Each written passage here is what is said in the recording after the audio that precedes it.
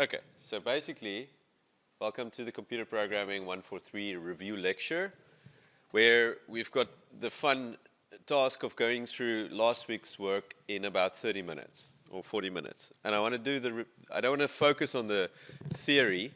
That's why you guys are in the classes and attend the classes. I would like to look at some of the more difficult concepts and stand still there, and especially make time for questions and answers. So that's my primary objective here, is to answer your questions that you might have. Right, so because of that, you'll see me skip through a lot of slides. So my goal is to get through the theory in about 30 minutes, or just over 30 minutes, and then we can answer some questions. Okay, cool. So first lecture that we're going to do today, part 1 of 3, is program flow control.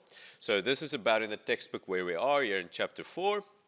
We're going to look at, in this part, we're going to look at the essentials of repetition, which basically comes in two flavors, right? It's counter-controlled, and it's also sentinel-controlled. So counter-controlled is you have a counter that increments. That's an example of that's a for loop, or a sentinel-controlled type of iteration is which is based on a condition, like while true or something like that, right? And specifically, well, we're going to spend some time on the for repetition statement. So this is exactly what I said now, the difference between counter-controlled repetition, where we have a control variable that is used to count these repetitions, so each iteration of the loop. And then we also have a sentinel-controlled repetition, okay? So that would be like, for example, a while loop with a condition that the loop will continue until the user presses 3. You guys remember that from the last practical, eh? So the program exits if the user presses a certain key. That would be an example of a sentinel controlled. Okay, so if we look at some very simple examples, we've got our counter condition at the top here, and this basically we declare a variable int counter equals 1. Very, very important. Or if you use counter-controlled loops, always remember to initialize this outside of the loop. Otherwise, you can have unpredictable behavior, right? We saw in the last week's test, I think, as well, that if you don't initialize variables, you can have unpredictive behavior. Okay, so control variables in repetition structures, very important to initialize. This example is, here they just do differentiate. Here they start the counter at 1. Here they start the counter at 0. Here they use a less than or equal test to see when it's 10, and here they just say when it's 10. But if you do both of these examples, if you code it in Eclipse and you execute it, they'll give you exactly the same type of behavior. Okay, so as I said, initializing the counter is very important. This is what, if we look at a for statement, so in the middle here, this is a for statement. Now this just pulls it apart a little bit and explains each of the components. So we have the for, it's a reserved keyword in C, so that means you can't have a variable starting with the word for or with named for, so it's a reserved keyword. Then we have the name of our counter equals 1. This counter should be defined on top where you have your various declarations, okay? Otherwise this won't work. Then you have the condition, the loop termination condition. So when should this for loop terminate? Well, it should, this for loop should continue while this counter is less than or equal to 10, okay? And then how are we going to change that counter during each iteration? So here we use this pre-increment operator, plus counter. Okay, so the for loop, this counter value will first be incremented, and then it'll be tested in this condition over here. So this is the format, what you should use, and this is a very simple example. So if you have a counter in counter, you can define it in a for loop like this: for counter equals 1 to counter less than equals 10, and you increment it over here, counter plus, and you print out the value of counter. So that is a very simple example that you guys can try out in Eclipse and see exactly what a for loop does. But the nice thing is you can also write a for loop as a while loop. So here's an example of a for loop. This one where we counted from 1 to 10, and we print it out. But if you do a while loop, if you say that this loop should iterate while the condition of I is less than or equal to 10, and you use this counter, this counter variable I, which you initialize before putting it in the while statement, you will get exactly the same type of behavior. So, two solutions to the problem. For loops, just more explicit, when you know you've got to iterate a certain amount of set times, then it's more practical to use a for loop, but you could also have used a while loop. While loops, you'll see them more when you have sentinel controlled stuff like repeat every time, repeat, until the user presses a certain button, like 3. Then it should exit. So that type of behavior, more educated or suited towards while loops. Okay. Very important, the initialization and the incrementation. So you can also define it like this. Can be comma-separated lists, but from my point of view at least, it's not very clean code to do things like this, because even though something's allowed in C, it's not always, you shouldn't always do it. It's sometimes better to write things out a little bit more explicitly.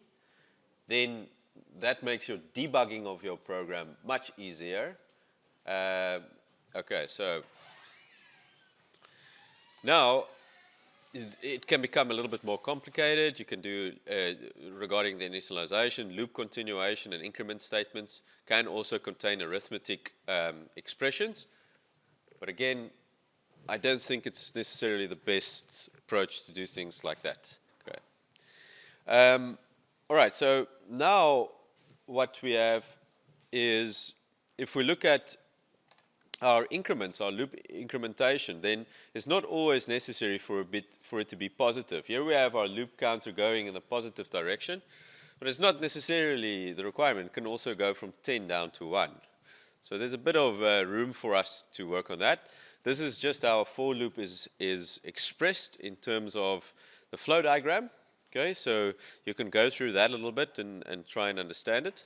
But yeah, this is where my previous point, which we can look at a little bit in detail. Okay, so here's the normal for loop that you guys saw a lot. You have a variable I, and that variable this loop should continue until while I is less than or equal to 100, and we increment I during each iteration. But now, we can also start the loop at 100 and count down to 1, and then we just have to decrement our loop counter. Okay, and you can do all sorts of little bit other things. You can also increment it in steps of 7 or steps of -2 and so on.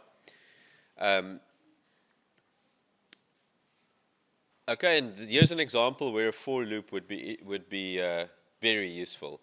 Is we have 5 people that invest 1,000 Rand in a savings account that gives 5% interest.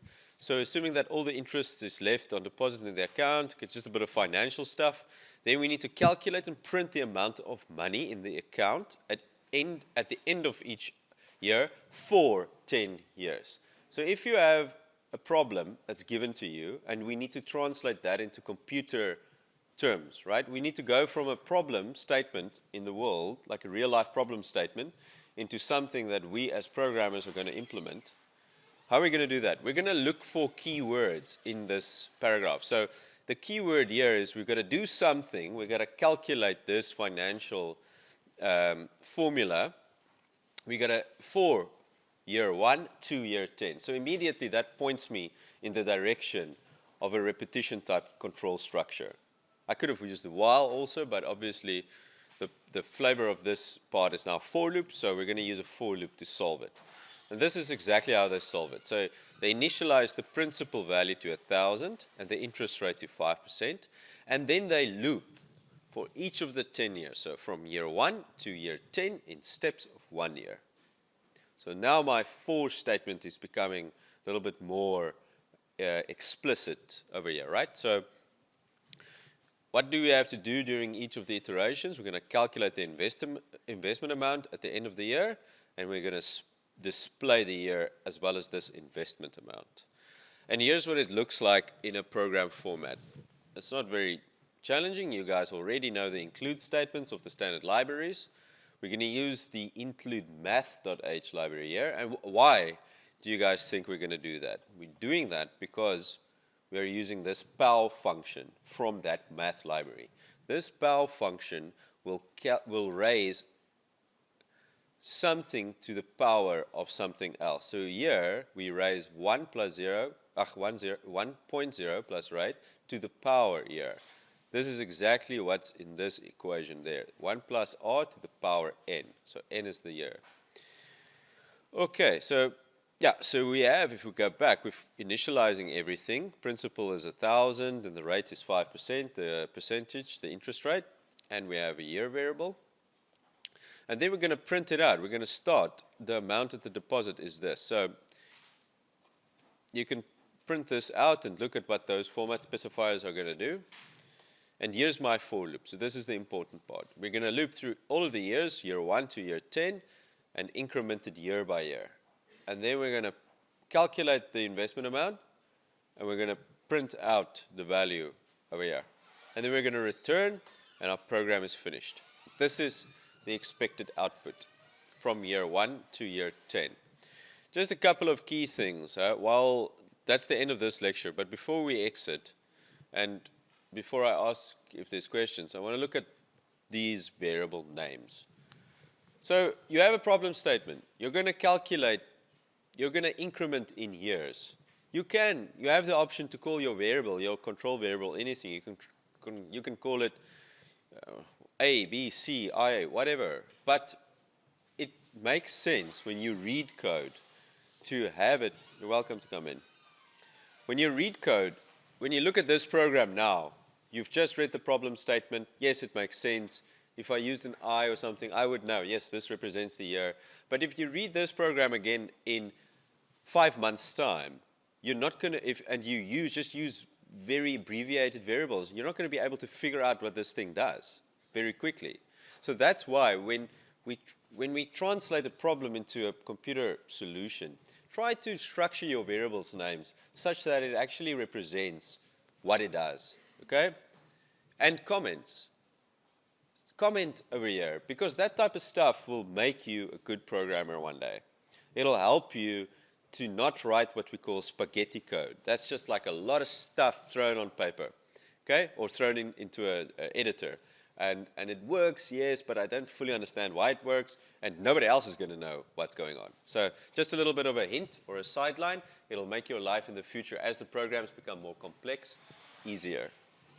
Indentation, critical. I see a lot of guys don't indent in the practicals. Indent. And please comment. Comment that this is what this part of my program does. Okay, that's the first lecture, guys. Any questions about the first lecture? For loops, pretty simple. You guys should be able to get it. Some small things that you should be careful of. These are semicolons. Semicolons. I think the for loop also allows commas, so make sure you use the correct syntax for this for loop. And don't get too excited and creative with the for loop variables. Keep it simple. Rather do more difficult calculations inside the for loop using another variable. Okay, so just a couple of hints. All right, that's the first lecture. Let's go on to the second lecture. Lecture 8. This is program flow control. We're still looking at program flow control, and now we're looking at, we're still in chapter 4 of the textbook. We're going to look at a little bit of a variation on the while loop. Now we're going to look at the do while repetition statement. We're also going to look at a bit of logical operators, and then some extension of that, right? Just a couple of also some things to look out for when you code. So the do while repetition statement, that's something that you guys are going to use this week in the practical. So please look at the getting started video. I try to explain a little bit what's going on there, but in that a do while feature. So what is the do while and what makes it different than the while. So it's very similar to the while statement. It also repeats. But the only difference is that the condition for terminating this while is done at the end, here at the bottom, and not at the beginning. So all the actions in that while loop will be done at least once. So remember, your program flow will come in from the top. It'll do stuff. Then in the do while, it'll do everything inside that while and check for the loop termination condition. Okay, so here's an example. Counter is equal to 1. We're going to print the counter, and then we're going to increment it until it's 10. So if, for example, we had a termination condition while counter not equals 1, then it'll exit because counter is 1. But it'll at least print it out. So it'll do everything once. Here's just what it looks like in flow diagrams. Okay, now that's the do while. Maybe before we go on to the other stuff, do you guys have any questions about the do while loop? All right, okay, so now logical operators. Logical operators are, if you do Boolean algebra, I don't know if anybody's yet on that part in the engineering course, but Boolean algebra is basically and, or, and a not. Okay, so we look for, is one condition true and another condition true? One and one. That means that if both cases should be true for this condition to count. Or we can look, I'll see if I can maybe open the editor and explain a little bit more. I just want to run through this slide and then we go on. Let's look oh, here it is. Okay. A logical or condition returns true if either of its conditions are true. So on the next slide we can look at a couple of examples and then it's going to become clear. A logical not reverses this. So it's true if the condition is false. Okay, that sounds a bit confusing, but it's not really if we look at it now. So it's very, very useful in conditions in loops. So here we can, because sometimes we want to limit a case to say we want to do something if x is greater than 2 but smaller than 7.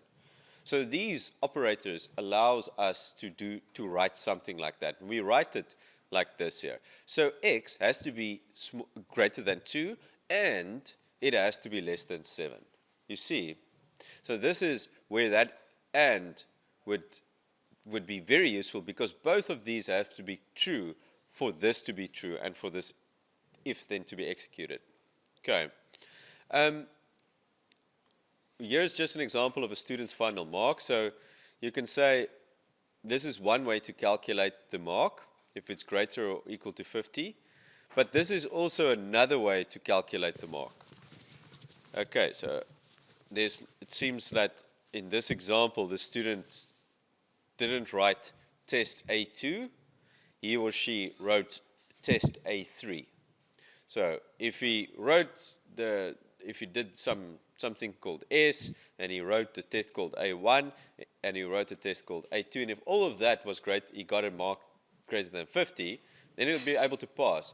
Or if he did all that, but he wrote test A3 and got greater than 50, then he can also pass. He doesn't have to write both tests. He can only write one, right?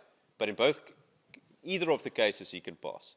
So that's where this double stripes, this OR operator, that's where that becomes very useful. So let's look at something like if we look at binary language. Now let's become computers and let's look at what these operators are going to do for us. So here's an AND operator, okay? I'm going to say a 0, a false and a false is a false. Something that's not 0 and a false is also a false because remember, both operators have to be true in order for the AND to be true. The AND operator to give out true. So a 0 and a non-zero is also 0 because exactly the same reasoning as here. But some non-zero and non-zero is always a 1. Okay, because a non-zero in C is interpreted as a true condition.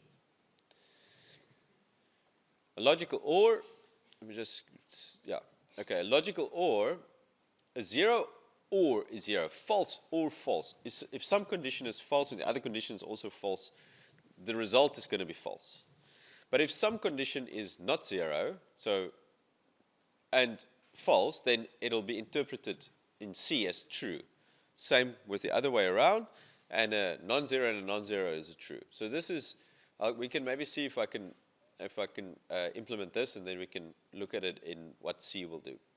And a not. So if I have a false and I want to make it true, I say not 0, then it becomes 1. And not non-zero becomes a 0, becomes false. So a bit of confusing, but we can see maybe if we go through the slides and at the end I'll come back to the editor and we can see if we can maybe implement this and get a feel for it in the IDE or in the compiler. Okay, so here's a problem statement where we're going to use the do while and the logical operator. So we have to read a user's level of happiness on a scale of 1 to 10. So you're a user and we want to know how happy you are. And we want to tell you then, yes, you are a normally happy person, which is 3 to 8, or you've got an abnormal level of happiness. So you're either very, very unhappy or you're actually a bit too happy. So strange problem statement, but that's what it is. And we also have to validate that the user enters a valid level. So can only enter values between 1 and 10. So if we write it out in pseudocode, this is what it looks like.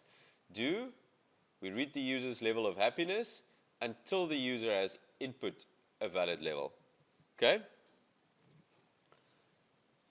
And now, so that's our first thing. We're going to use the do while loop to obtain the correct input from the user. Okay?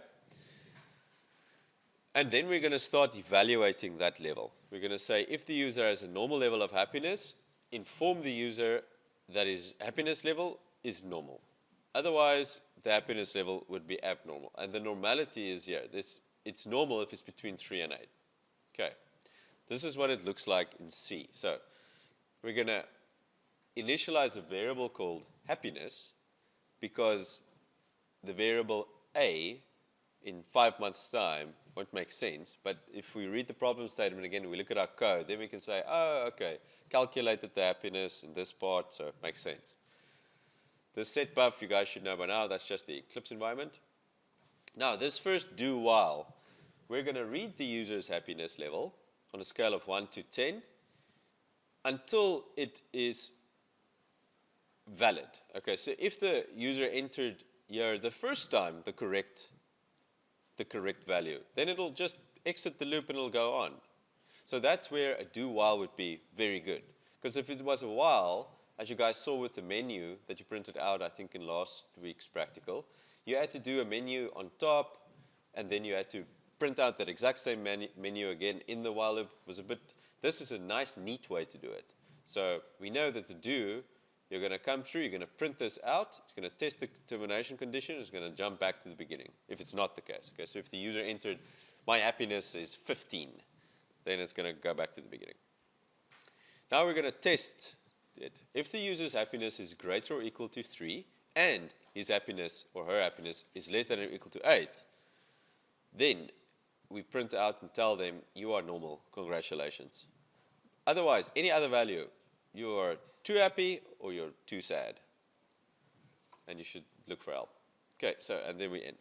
Very simple. That's the type of output you could expect. Invalid input 0, 11, just causes the loop to print out that value again. Now we selected he's got a happiness level of 1. Now we say, we go to this part here, this else, because that 1 is less than 3. So this, remember, for this and condition to be true, both cases should be true, not just one, right? And this one it fails. So, all right? And the output, if we, for example, put in 5, 5 is definitely greater than 3 and 5 is less than 8. So it'll execute this part. Okay, now, in the previous practical, I think this is just to jump back a little bit to the for loops, to nested for loops. Here we have a for loop over here. Inside of it, we also have another for loop. So this type structure is called a nested loop. That was an exercise in the practical, so I'm not going to go through it in detail. I just want to find out from the guys sitting here, is anybody unsure about its operation? Is there perhaps a question and we can look at it in a bit more detail, or what do you feel? Yes? You really struggled with, just say that again? With the practical? With the nested for loop? Okay. Let's see what's ahead. I just want to make sure. Okay, so I'm going to look at that now. I just want to quickly tell you something about the equality operator. The equality operator tests in a if one variable is equal to another. Okay, so here we look at pay code, is that equal to 4? Where you need to watch out is don't confuse that with a single equal sign. That will cause it to break. Okay, you're assigning that value of 4 then to that variable. So there it says it again. Okay, now let's get back to this. Nested for loops. You're going to get used to reading this type of stuff, but until then, best thing that you can do, guys, is code. Open your Eclipse environment, or come here to a venue where it's available. Just want to get it open here. Okay, here's my Eclipse environment. Okay, I'm going to start a new project. I'm going to close this project. This is a bit of a preview of this week. Let's close it. When you work in your Eclipse, please make sure that your projects that you're not working on is closed. You do that by right-clicking on it and selecting Close Project. So now I'm going to start a new one. I'm going to say New. It's a C project. Select the correct compiler, min-GW. And let's say this is weekly review meeting, review lecture 3, I think. Yeah. Finish. And okay, now I want to add a C file, so I right click on this. I say new C source file. Then I say this is just test.c. And here it is. Okay, so I've got a couple of comments there. Let's define our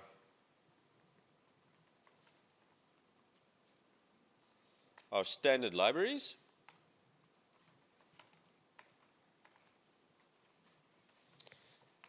Okay, we define our main function.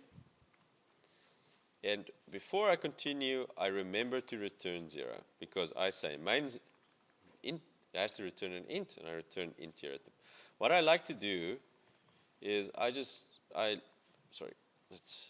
like to print finished at the bottom, so that I know my program, when my program explicitly stops or explicitly exits. Okay, now I've got my little program to this point. Good practice, compile frequent. Don't code the whole thing complicated, complex piece of code, and then at the end try to figure out what's wrong. It's going to be very challenging. So little bits at a time. Right click here to compile it. Okay, we right click here. We build our project. We look in our console output. Everything looks very good. We right click, or now we want to run it. Now I go to run and run. Okay, and then it's, as expected, it'll just say finished. Now, let's say I've got 2 loop variables, an integer called I and an integer called j. Okay, and I want to create one of these double for loops now. So let's say I is equal to 1, I less than equal to 5, and I plus plus. Okay, and I'm going to do something in this loop now. So what do you guys think if I print out the value of I here, like this? What do you think it's going to output? It's going to start with 1, yes, and then it's going to go to 5. That's what I'm expecting it to do. So I right-click, I build my project, and it's telling me, if I look at the console, don't ignore these yellow lines, and it's okay. Look at it always, even if it isn't a big thing, right? So it might be. There seems to be issues. So the first one, well, the one that I'm spotting here at the bottom is in test.c on line 14. That's line 14 over here. There's an unused variable j. That's okay because I haven't used j yet, no problem. Here, on line 17, let's go to 17, here's 17. Format %d expects a matching integer argument. Now I look at this line, I can clearly see, okay, I forgot to add my variable. Now, what a lot of you guys do, what I noted, is that the Eclipse environment, you use that for the guidance regarding what is going to work and what's not going to work. Don't always. As you can see, Eclipse hasn't updated the fact that I fixed it. You see there, it's still giving that warning. That's okay, it's fine. It's this compiler output, that is what you should be reading. And that over there is the line number which you should be looking at when it tells you you've got a warning or you've got an error. Okay, let's build it again. We right-click, we build the project. Now I only have my unused variable. That's fine. I'm not going to use it now. I'm going to use it a bit later. And I'm going to run my project. So, as I expected, my variable I is printed out from 1 to 5. And I exit my program because I reached this point finished. Now that's one loop. What happens if we're going to put another loop in it? Let's put another loop inside of it. Let's call this loop j. J is equal to 1. J is less than or equal to 5 as well. J++. Now, very important, don't mistake the variables that you use here with any of the variables that you use there, because then the loops are going to get very, very confused, okay? Okay, so we know where we are now in terms of j, but let's print out, this is the value of I, and this is the value of j. Here. Sorry. There. Let's replace that now. J is, so we print out both loop variables, right? I think this would be an interesting exercise. Okay, so I'm going to put that exact same line inside the for loop. So let's say this is outside the for loop. Okay. Guys still seeing everything? There it is, just a bit long. Let me close that a bit. Okay, so got my variable int I int j. I'm printing its value out here, outside the for loop. And at this particular point here, I'm going to print it out inside the for loop. And let's indent it a little bit with spaces so that we don't get confused. Okay, when we look at the output. There's a bit of warnings over here, but we can read them, obviously. It's a missing syntax error. So, is that correct? No. Let's look back at the slides. Sorry. Okay.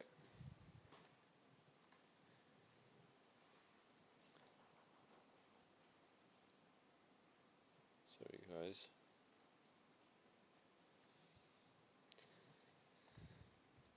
That shouldn't be there. Let's build it and see what the compiler is telling us. Ooh. There. That's a syntax error. Build it again. Okay, now the unused variable of j is also gone. Let's run the project. Let's see what's going to be printed out. It's interesting.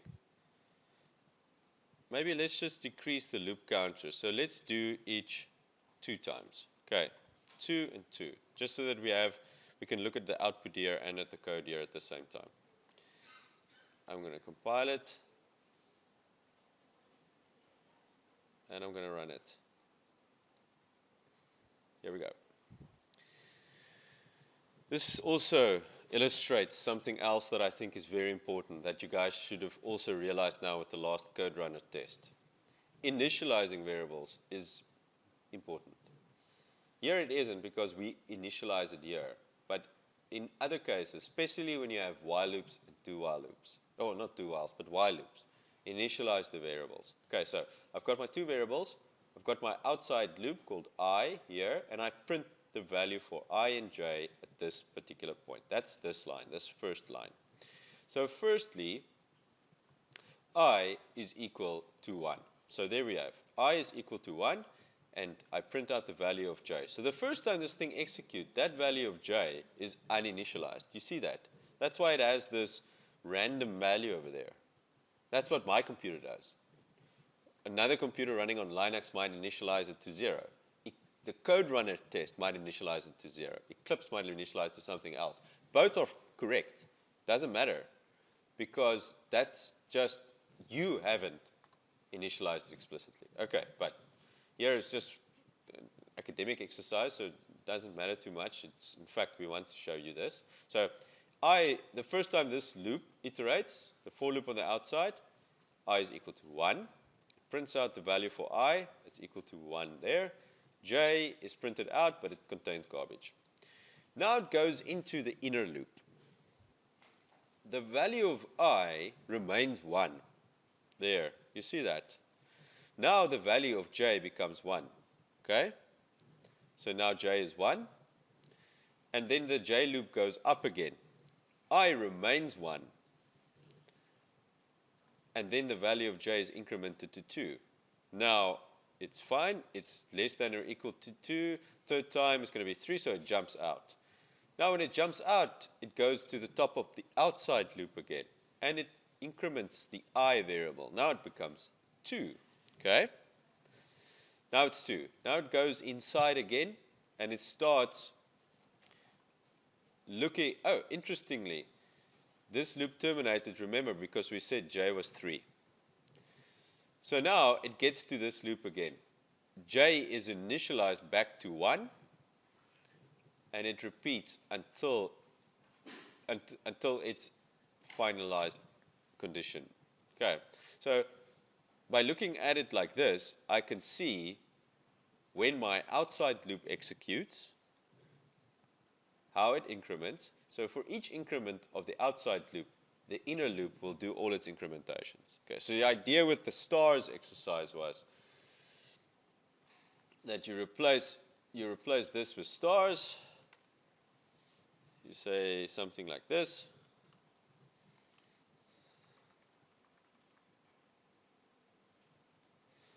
Print a star for me.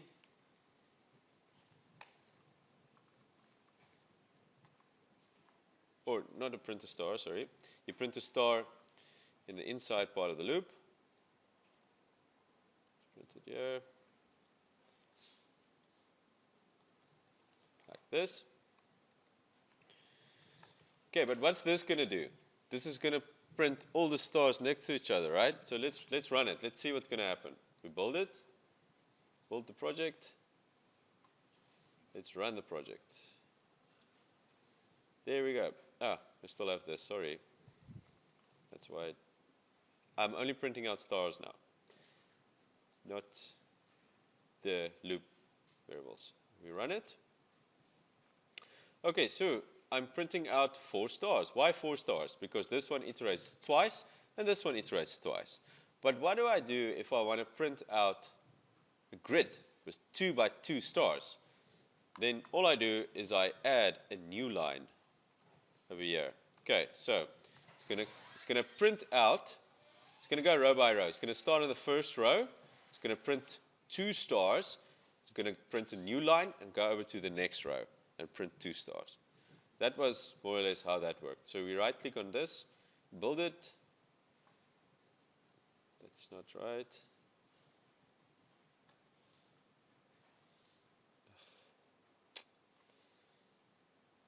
that's print, sorry. I'm used to coding in another language, that's why I use that.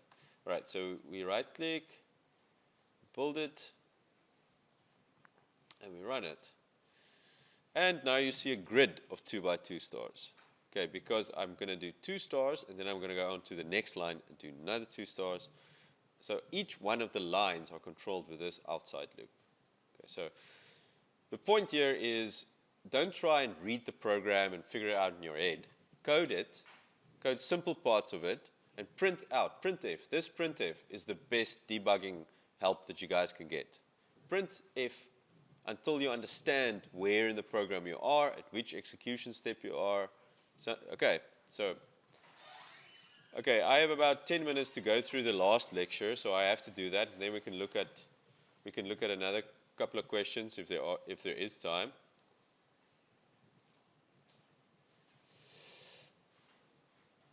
So this is lecture 9.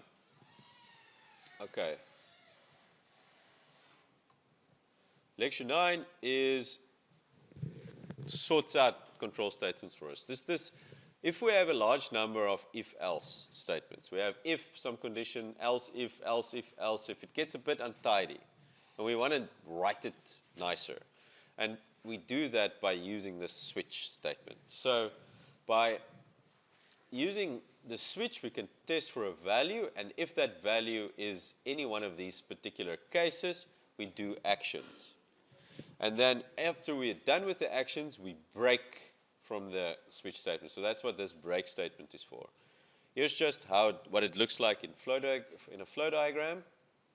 Okay, here's what it looks like in code. So we're going to switch. We're going to work on this variable called n wheels. It's an integer. And the purpose of it is we want to check how many wheels does your vehicle have. So the guy enters that number here, and it gets stored in this variable n wheels. And now we're going to look at various conditions. Okay, so we don't want to do an if-else. It looks untidy. This looks much tidier. So we're going to say switch n wheels. So look at various cases. If it is case 1, print out it's a unicycle and then break. So you don't do the rest. You just exit from the switch statement. Same with case 2, case 3. Here at the bottom, default. This thing is similar to, you remember when you had an else statement. You had if else, if something, else if, and so on, until the end, an else that catches all remaining conditions. This is exactly what this default does. So if for any case that's not equal to that, the default will catch it. We said it's got no idea what it is, just break out. Okay, here's another example that you guys can go through, a little bit more complicated. But I propose take these slides, program it, and see what it does. It's just a much better way to write numerous if-else conditions. Let's look at the break statement. The break statement causes immediate exit from a while, for, a do-while, or a switch statement. So a break statement can also be used in these type things, like a while, for, do-while. But important, it violates the rules of structured programming when it's used. It's not a syntax error or a compiler error, but it is not programmatically very nice. It doesn't fit in very well with the philosophy of C if you're going to jump all over your program with these break statements. So not a good practice. Here, okay. This is more or less, if you want to look at it in a flow diagram way, how to write an if statement, if-else statement, and a switch statement. Learn this. This program isn't just about coding. It's also about the theory a bit. So you'll see that in the tests and exams, but of theory. So go through this stuff on your own. Here's the summary of the repetition structures, the while statements, do whiles, and the fors. And this is how you can connect the two with essentially with a little arrow.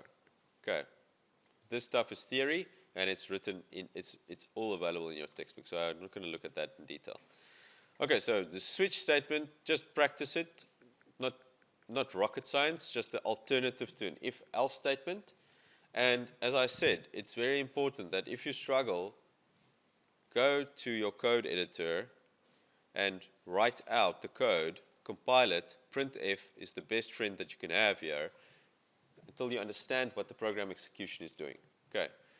All right, guys. that I think is it from my side.